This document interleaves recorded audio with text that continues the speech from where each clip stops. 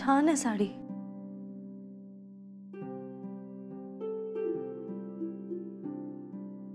पण आपण आहेच ना आपल्यात, आणि तो शेवटपर्यंत असणारच आहे. मी कधीही तुझ्याशी मनमोकळेपणाने बोलू शकलो नाही, तसं वागूही शकलो नाही. आता तुझे मित्र सहजपणे तुझं कौतुक करू शकतात, तू किती छान दिसते तसं म्हणू शकतात. पण पण पण हे जर मी केलं तर वेगळा अर्थ निघतो ना. आताच बघ ना, ही साडी मी आणलीये असं मी जस्ट तुला सांगितलं तरी अर्थ वेगळाच निघाला. आपण नवरा बायको तर नाहीच आहोत, पण आपण चांगले मित्रही नाही होऊ शकत. मला मान्य आहे मी तुला ओळखत नव्हतो, पण आता तर ओळखतोय ना, मग ओळख वाढवावी असं मलाही वाटतं. ही जी व्यक्ती आहे ही फार इंटरेस्टिंग आहे, हिचा स्वभाव फार छान आहे. पण पण पुन्हा पण हा पण जेव्हा येतो ना, तिथे मी काहीच करू शकत नाही. काहीच करू शकत नाही अरे, मी साधं तू केलेल्या स्वयंपाकाचं कौतुक करू शकत नाही, तिथेही माझी जीभ चाचरते. एक वेगळ्याच प्रकारचं गिल्ट येतो मनात. मी खरं सांगतो रेश्मा, हा गिल्ट नाही सहन होत मला आता.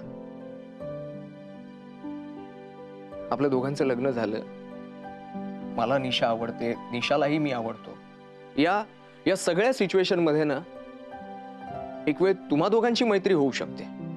तू अतिशय प्रांजळपणे तिच्यासाठी पुरणपोळ्या पाठवू शकतेस, तुम्ही दोघे एकत्र सिनेमालाही जाऊ शकता. पण तिथेच मी जर तुला काही द्यायचा प्रयत्न केला किंवा तुझ्याशी बोलायचा प्रयत्न केला तर माझ्या मनात तुझ्याबद्दल काही आहे की काय अशी भीती सगळ्यांना सतत वाटत असते, आणि हीच भीती माझ्याही मनात सतत वाटत असते. सतत ही साडी देण्यापूर्वीची ही सगळी प्रस्तावना आहे. असो, थँक्स. खरं आहे तुमचं, पण तुम्हाला हे कळतंय ना, आपली ही जी काही परिस्थिती आहे, सिच्युएशन, ही तुमच्या स्पष्ट न बोलण्यामुळे झाली. मी लग्नाला नकार का नाही दिला, किंवा लग्न ठरल्यानंतर एकदा मला विश्वासात घेऊन का नाही सांगितलं, किंवा लग्नाच्या दिवशी त्या दिवशी तरी सांगायचं. असं तुम्ही हे जे काही सांगितलं ते होणारच ना. माहितीये मला माहिती, आता कोणी काहीच करू शकत नाही, पण मी ऍटलिस्ट तुला सॉरी तरी म्हणू शकतो. I am sorry Reshma. माझ्यामुळे तुला फार त्रास झालाय, त्या सगळ्या त्रासासाठी सॉरी. मला तुझं खरंच कौतुक वाटतं रेश्मा.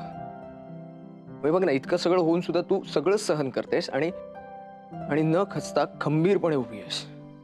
आणि खरं तर मला या सगळ्याची जाणीवच झाली नसती, पण या तुझ्या मित्रांमुळे या सगळ्याची जाणीव झाली आहे मला. तुम्ही सगळे इथे एकत्र राहता, एकमेकांसोबत मनमोकळेपणाने गप्पा मारता, शेअर करता. मलाही असं वाटलं कधीतरी हे सगळं बोलून दाखवलं पाहिजे, त्याची गरज आहे. आणि माझ्यामुळे तुला जो काही त्रास झालाय ना, त्याची गिल्ट तर आयुष्यभर माझ्या मनात राहील. पण त्या चुकीसाठी जर मी तुला सॉरी नाही म्हणू शकलो ना, तर ती गिल्ट घेऊन मी नाही जगू शकणार. आय एम सॉरी, खरंच सॉरी.